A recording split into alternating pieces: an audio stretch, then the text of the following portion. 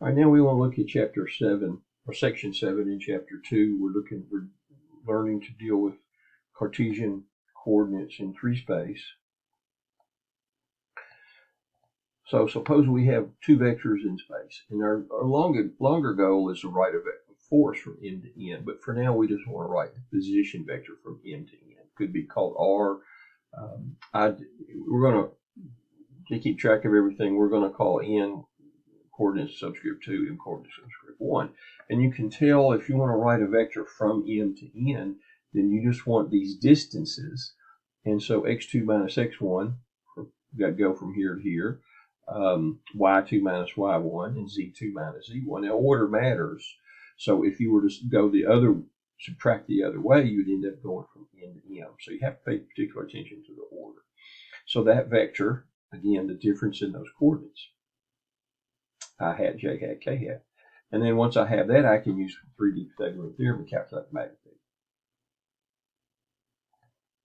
Now what we're wanting to do is to write that position vector, which we did, MN, and then we want to divide it, you could divide it into magnitude times direction. And the unit vector in the direction of MN will be, in a sense, pure direction. And all you have to do, you remember, to get the unit vector is take the vector and divide by its magnitude. So I'll take that and then divide by its magnitude, and I will have the unit vector, a vector that has the same direction as the position vector, or maybe a force vector from M to N, but is only length 1. And we make sure of that by dividing by the magnitude. And also that gets rid of the unit. So here's a simple example. You can see you got 2 points. We want to write the vector from A to B. Direction matters, and it's always final minus initial. So I'm going to look for the coordinates of B and subtract the coordinates of A. So in terms of X, what's our X coordinate for B? It looks like it's a -2. And then we subtract a +1, subtract a +1 for X. What's the Y coordinate of B? Well, the Y coordinate of B, according to this picture, is a 2, which is here. What about the Y coordinate of A? Well, it's 0, so 2 minus 0. The Z coordinate of B is going to be 3 minus the Z coordinate of A is a -3. So I'll give you a double negative. When you do your arithmetic, you'll get -3i 2j 6k meters. And then we can calculate the magnitude.